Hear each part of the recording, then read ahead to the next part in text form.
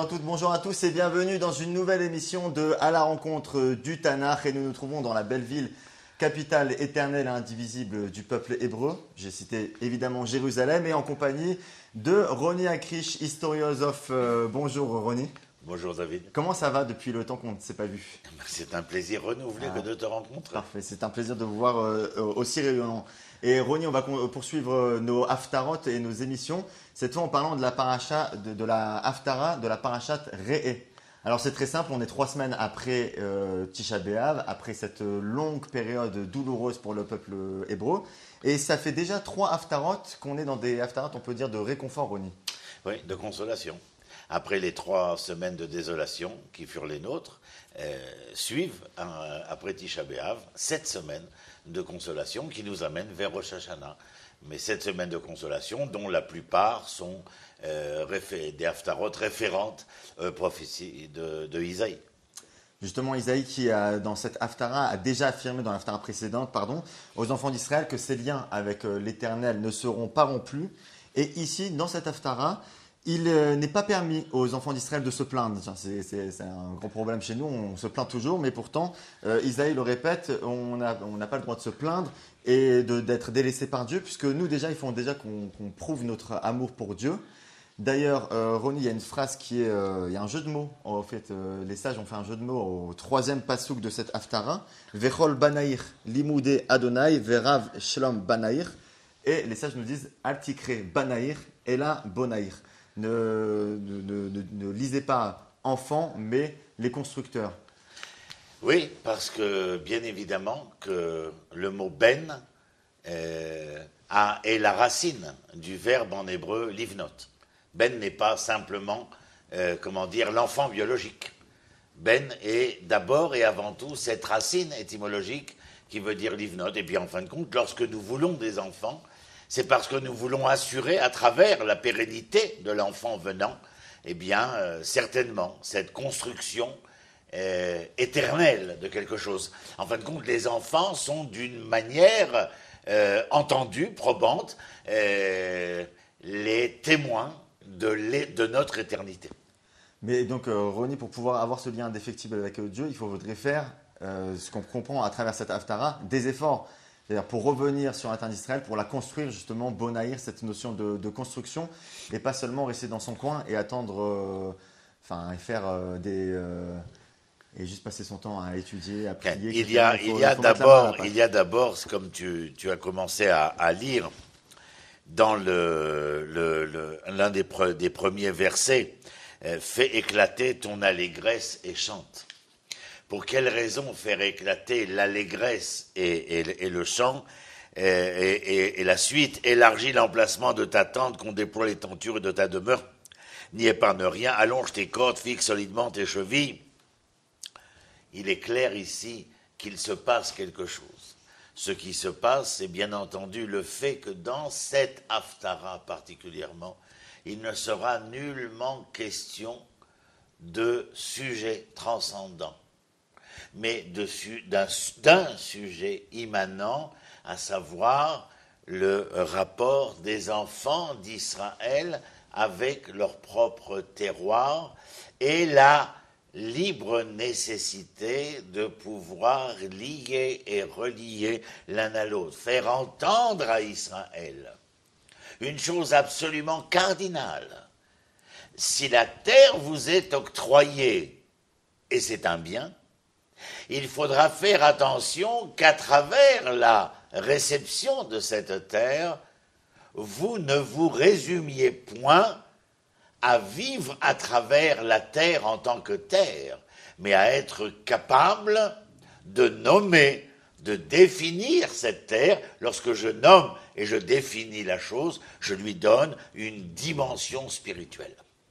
Et donc, par extension, ceux qui construisent et ceux qui exploitent cette terre sont les vrais disciples de Dieu, quel que soit le degré et l'intensité, si on peut dire, de la spiritualité de la personne ou de ses pratiques religieuses. Parce que là, on est complètement dans le sujet, comme bien entendu, c'est-à-dire qu'au départ, il est bien clair que le corps, le corpus de la chose, quelle qu'elle soit, ne concerne que la matérialité de ce corps. l'établissement, la construction, l'élaboration. Mais il est bien évident que l'on ne pourra, comme je le disais précédemment, rester dans cette seule dimension-là. C'est-à-dire que notre retour nécessite bien évidemment ce rapport que j'appelle conjugal à la terre, l'homme étant le masculin, la terre étant le féminin. Il y a une conjugalité parce qu'il y a une conjugaison entre l'homme et la terre.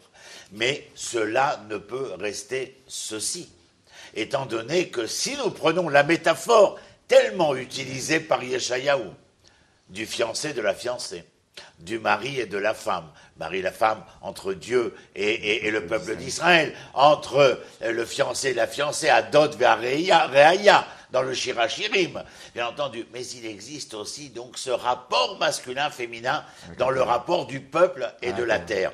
Eh bien, dans le rapport conjugal ne peut rester, appréhendé dans l'intimité de la seule relation du corps, c'est-à-dire physique, ou plus explicitement sexuelle. Mais il est évident que cette sexualité-là aura cette conjugaison, pour rester dans un domaine philosophique, cette conjugaison devra, le plus rapidement possible, une fois que cette conjugaison sera établie, affirmer, et s'affirmer à travers un sens. Ronnie, justement, est-ce qu'on peut trouver un écho actuel à cette notion de conjugaison entre le peuple d'Israël et sa terre, puisque certains y voient justement pas une sorte de profanation, mais on va dire s'occuper des biens matériels et de faire pousser la terre serait s'éloigner de problèmes beaucoup plus spirituels. Comme je le disais précédemment, c'est inévitable de devoir asseoir le corps. Lorsque Dieu insuffle un souffle de vie, il ne l'insuffle pas dans le néant, il l'insuffle dans un corps. Et donc les choses sont bien évidentes. Ce qui est important ici, à travers la Haftara, dans Yeshayahu, que nous lisons à partir du verset 11 jusqu'au chapitre suivant, 55, verset 5, c'est d'abord et avant tout cette relation entre le peuple et la terre, cette nécessité donc d'un sens, bien entendu, et aussi le fait que nous devions, pour pouvoir donner le sens, c'est-à-dire que la grande question qui se pose, c'est entre le moment où j'ai réussi à asseoir cette matérialité, ce corps, et que je me mesure à la réalisation pleine et entière de cette spiritualité, quels vont être les moyens que je vais devoir utiliser? Comment faire pour pouvoir donner un sens? Prenez, David, un des éléments primordiaux, l'unité. Comment unifier une pluralité d'individus? C'est la grande question à laquelle nous sommes confrontés, mais qui est, comment dirais-je, le point d'orgue de cette spiritualité. C'est-à-dire que, par exemple, dans le chapitre 40 de Yeshayahu, dans Nachamu Ami, que nous avons lu il y a 2 semaines, la parole de l'Éternel ne s'exprime. Le terme qui précède la parole de l'Éternel qui s'exprime, c'est le mot Yardav. C'est-à-dire que la possibilité que la voix de l'Éternel puisse être entendue est conséquentielle d'une situation où les hommes ont réussi, malgré leur pluralité, à faire entendre une certaine symphonie de leur rencontre. Ronnie, pour poursuivre dans cette Haftara, quand Israël retrouve sa terre et que la terre d'Israël retrouve toutes ses lettres de noblesse, eh ben on voit qu'on n'a plus de problème en matière d'abondance, en matière de nourriture. Et on voit dans le verset 1, dans le verset Aleph du chapitre 55, « Et vous tous qui avez soif, venez prendre de l'eau. Vous qui n'avez pas d'argent, venez, servez-vous et mangez. Venez, prenez sans argent et sans rétribution du vin et du lait. » dire qu'il n'est pas question de pouvoir avoir un salaire pour pouvoir subvenir à ses besoins matériels, mais que la parnassa, si on peut appeler ça par extension la parnassa, tomberait du ciel. Alors il est bien clair que la prophétie n'est pas totalement transcendante au point de se détacher des nécessités inhérentes de la réalité quotidienne. Alors on trouvera chez les prophètes continuellement une volonté de faire savoir à l'homme auquel elle s'adresse et de lui dire: sache que lorsque tu auras été capable de donner ce sens dont nous parlions précédemment, lorsque tu auras été capable non seulement de donner un sens, mais de le réaliser, ce sens spirituel, cette réalisation spirituelle, ce n'est pas, il ne te faudra pas, certes, parler de l'amour, si ce n'est que tu ne sois capable de le vivre, de le réaliser, de le concrétiser. Mais tu sais, si jamais tu venais à être un homme bon, bien et vrai, selon la terminologie trilogique philosophique, bon, bien et vrai, eh bien tu sais, l'Éternel te récompensera.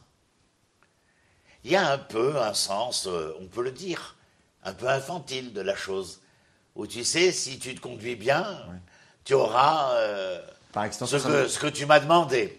Oui.